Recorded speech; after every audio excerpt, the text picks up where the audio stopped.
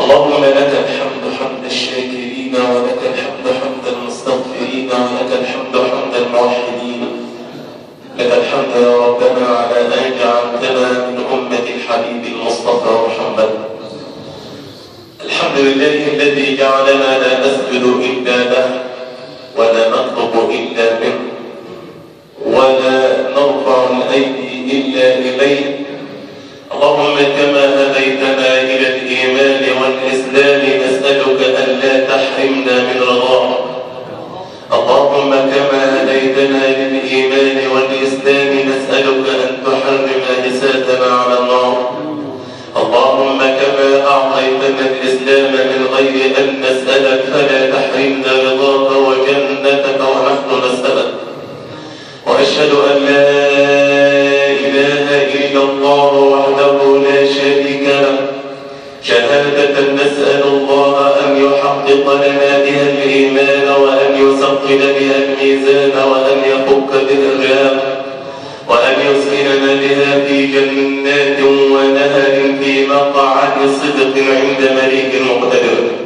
نقرأ يا ربنا بحق لا إله إلا الله من الثقة إلا فيك، ومن التوكل إلا عليك، ومن الطلب إلا منك، ومن الذل إلا في طاعتك، ومن الصبر إلا على بابك، ومن الرجاء إلا لما في يديك الكريمتين، ومن الرحمة إلا لجلالك العظيم.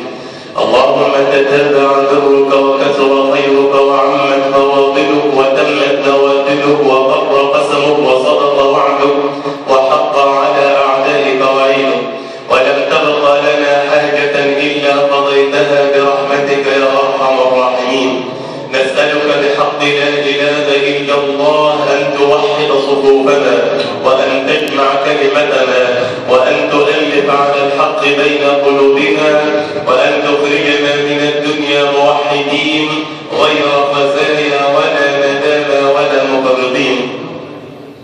وأشهد أن سيدنا وحبيبنا وقائدنا وقدوتنا سيد الأولين والآخرين وحبيب رب العالمين سيدنا محمد إن سألت عن وجهه كان بدرا أتم بالحسن تتميما، وإن سألت عن شعره كان ليلا بهيما، وإن سألت عن أنفه كان ألفا، وإن سألت عن حاجبه كان نونا، وإن سألت عن فمه كان ميما، وإن سألت عن أصله كان شريفا كريما، وإن سألت عن صدره كان سليما، وإن سألت عن يده فكم أغنت وكم أعطت عظيما، وإن سألت عن قدمه فكم تقدم بها للجهاد لإعلاء كلمة الله وللطاعة تقديما، وإن سألت عن رسالته فإن الله قد أرسله ليكون بالمؤمنين رؤوفا رحيما.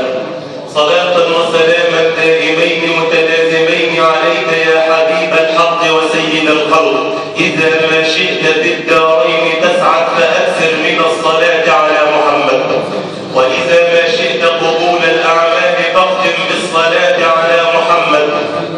فلا صوم يصح ولا صلاة لمن ترك الصلاة على محمد، وعند الموت ترى أمورا تسرك بالصلاة على محمد، وداخل القبر لا تخف من الملكين رعبا إذا سألاك فقل لهما حبيبي محمد، ويوم القيامة عند الخروج والبعث من القبور لا تخف رعبا وخشية، وقل يا ربي شفيعي محمد.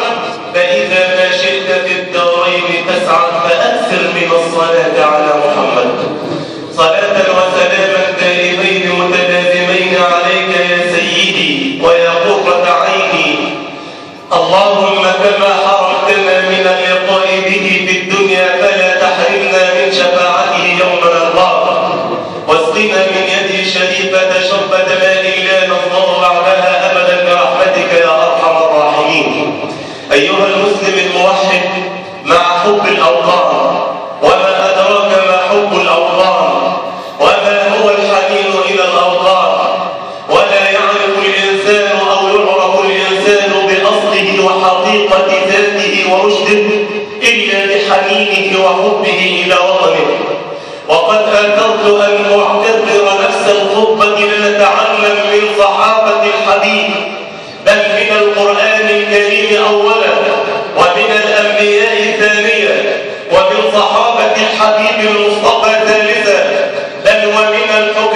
والعلماء والأدباء رابعة، بل ومن الطيور والحيوانات خامسة.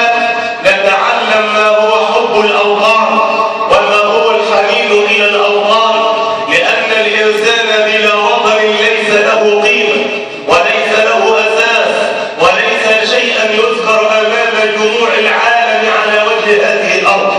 فالحنين والارتباط والانتماء يبدأ بالأسرة، وقد أكد ذلك رب الأرباب في كتابه حينما قال: وأولو الأرحام بعضهم أولى ببعض في كتاب الله. هذا هو الانتماء أولا إلى الأسرة، ثم الانتماء إلى الجار، ثم الانتماء إلى الوطن. أيها المسلم الوحد، عش الآن مع الله، واعلم أنك حينما تستمع إلى الحنين إلى الوطن فأنت الآن تسرح أو تسبح في بستان كله رحمة وكله أمن وأمان. فعش مع ربك الآن هذه الدقائق لنخرج من هذا المكان بفائدة تنفعنا في ديننا ودنيانا. وحد الله وصل على حبيبك رسول الله. اللهم صل وسلم وزد وبارك عليه وعلى آله وأصحابه. تعالوا نتكلم عن الانتماء للأسرة. اسمع إلى كلام رب الأرباب: وأولو الأرحام بعضهم أولى ببعض في كتاب الله.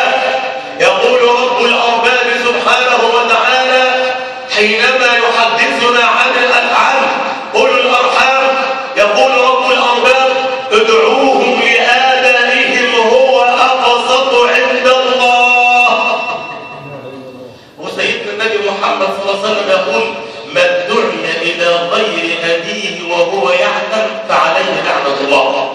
ليعلمنا رب الأرباب وحبيبنا صلى الله عليه وسلم أن الإنسان لابد أن يكون عنده ولاء لأسرته التي تربى ونشأ وعاش فيها. ثم بعد ذلك رقم 2 الانتماء إلى الجار، أي معاشرة الجار بالحسنى. فالله يقول: والجار ذي القربى والجار الجنب والصاحب بالجنب وابن السبيل. الجار ذي القربى والجار الجنب والصاحب بالجنب. الولاء، إذا كان سيدنا النبي محمد يقول: من أذى جاره فقد أذاه. واحد بيأذي جاره لو بينه وبينه حتى تعب أو زعل وبيأذيه فقد أذاني، ومن أذاني فقد أذى الله. ومن أكرم جاره فقد أكرمني، ومن أكرمني فقد أكرم الله.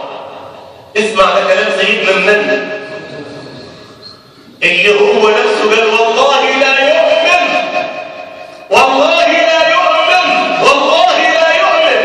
الصحابة قالوا: خاب وخسر، من هو يا رسول الله؟ قال: من لا يأمن جاره بوالده. في حديث ثاني: من بات شبعان وجاره محتاج إلى جنبه وهو يعلم. حتى سيدنا النبي علمنا الانتماء للجار واحترام الجار. يقول: لا يمنعن أحدكم جاره